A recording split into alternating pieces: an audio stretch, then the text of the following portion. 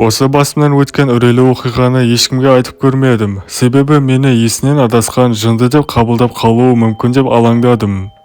Кім біледі, мүмкін мен осы жағдайды тәртіп сақшыларына айтқанымда. Тіпті мен бұл жерде сіздерге сөз сөйлеп отырмас едім. Себебі мен оларға айтсам, әп-сәтте 10 жыл жындыханаға жатқызып тастаулары мүмкін еді. Қысқасы сөздің ашығына келетін болсам, бәрі орманға саяхатқа барудан басталды. Сол кезде көктем мезгілінің алғашқы айы басталған болатын. Яғни наурыз айы, бәріміз білеміз, осы мезгілден келесі мезгілге өтетін болса. Бірден кеше артта қалған мезгіл оңайлықпен кете қоймайды. Қыс мезгілі кеткенімен, күн әлі суық болып, жаңбырлар жауып тұрған күндер болды. Оның үстінде қарлар еріп, қала іші мал-маңдай су болып жатыр. Сөйтіп осылай жүргенімде, мені кенеттен достарым демалысқа шақырды. Мен басында қандай демалыс дедім? Және қала ішінде жүріп қайтамыз ба деп ойласам. Сөйтсем, Бека досым айтады. Қой жоқ, мына су басып жатқан қалада қалай жүресің? Қысқасы ертең табиғат аясына орманға шығамыз. Қысқасы маған осылай айтты. Ал достарының есімі Қалдыбай және Бека. Осылай үшеуміз келісіп, ертесі күні көлікпен жолға шығып кеттік. Таң ата салысымен бірден орманға қарай бет алдық. Тіпті сол орманға 2-3 күн қонатында секілдіміз. Түнде көліктің ішіне түнеп, күндіз орман әдемілігіне тамсанып, қысқасы қалаға барғымыз да келмей тұр. Сонымен жолда келе жатырмыз. Керекті құрал-жабдықтар мен тағамдарымызды бәрін алып алдық қысқасы. Осылай мына үлкен орманға да келіп жеттік. Жаңа сағат таңғы 6-да жолға шығып кеткен едік, ал қазір сағат 10 болды. 4 сағат жол жүріппіз, және орман ішінде көлік жүретіндей жол жоқ екен. Сондықтан көліктерімізді орман ішінде кіретін кішігірім жерге орналастырып кеттік. Кеш батқан кезде қайта оралармыз. Ең бастысы алысқа ұзап кетпесек болды. Және бір жақсысы, бұл жерде Қалдыбай бұрын бірнеше рет болған. Себебі Қалдыбай орманға саяхатты жақсы көретін. Ал біз Бека екеуміз болсақ, алғаш рет орманға шығып отырмыз. Осылай орман ішіне кірдік. Және жаймендеп ішін аралай бастадық. Шынымды айтсам, орманның ішінде жүріп, тіпті бөлініп те кеттік. 1 сағат таба алмай жүрдік бір-бірімізді. Сөйтіп әрең таптық. Мен Беканың қасына жақындасам, Бекаң дейтін саяхатпен шаруасы жоқ. Тамақ жеуге келген ау деймін. Кәдімгідей от жағып, етті отқа пісіріп жатыр. Не ол, келмей жатып қарны ашып кетті ма? Иә, жол шаршатып жіберді. Деп екеуміз әңгімелесіп жатсақ, Қалдыбай бізді айқайлап шақыра бастады. Ей Бека, Малдыбай, келіңдер менің қасыма. Қызық нәрсе тауып алдым. Деп солай екеуміз тағамдарды уақытша тастап, Қалдыбайдың қасына бардық. Қараңдар жігіттер, мына тесікті көріп тұрсыңдар ма? Иә, бірақ бұл үңгір ме екен? Иә, ішіне үңіліп қарадым. Іші терең секілді. Қалай жігіттер, ішіне кіруге құлшыныстарың бар ма? Біз екеуміз әрине ойланбастан келістік. Болды онда, бірақ іші қараңғы екен. Кеттік, артқа барып сөмкемізден керекті құрал-жабдықтарды алып келейік. Сөйтіп бірнеше су және жарықты алып, үңгірдің қасына қайта келдік. Сөйтіп ішіне кірдік. Іші өте суық екен. Оның үстіне үңгірдің ішінде біреулер болған секілді. Ағашпен от жағыпты. Және ары қарай тереңірек ішіне кірген едік. Орманның арғы жағына шығатын жерді көрдік. Бірақ бұл жақ біртүрлі көрінді. Ешқандай дыбыс жоқ. Құстардың шуылдаған дауыстары, орманның өзінің дыбысы. Соғып тұрған самал жел. Қысқасы, бұл жақ өлі орманға ұқсады. Бізге бұл жері ұнамады, сондықтан артқа қайта берейік, деп шештік. Бірақ артқа қайтатын жол жоқ. Ал мына жер өлі табиғат секілді. Ағаштарда ешқандай жапырақтар жоқ.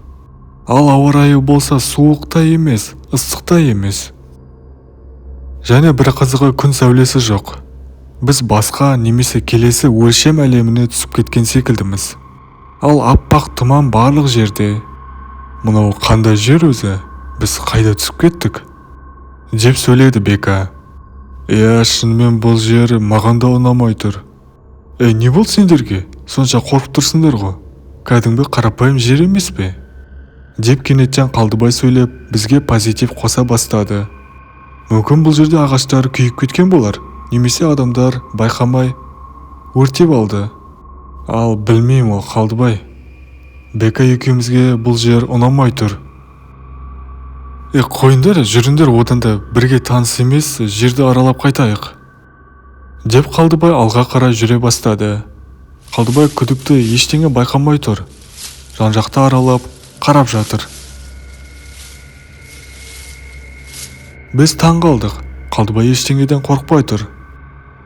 Сондықтан біз де Қалдыбайдың артынан ілесе кеттік. Оның үстіне Қалдыбай орманға бірнеше рет саяхат жасаған. Сондықтан Бека екеуміздің үрейлеріміз бәсеңдеді. Сонымен біртүрлі орман ішін аралап жүрміз. Тек аяқтарымыздың дыбыстары. Басқа дыбыс жоқ. Құстар тып-тыныш. Бізде бір сезім пайда болды. Уақыт тоқтап қалған секілді. Нақты қанша уақыт жүргеніміз есімде жоқ. Бірақ бұл қадамдар мені шаршатып жіберді. Және мен жігіттерді тоқтатып, артқа кері қайтайық деп ұсыныс тастадым. Жігіттер, біздің мақсатымыз не өзі? Қайда кетіп бара жатырмыз? Меніңше ешқандай мағына жоқ бұл жүрістерімізден. Жай алға кетіп бара жатырмыз, бірақ қайда? Дұрыс айтасың. Қайда кетіп бара жатырмыз?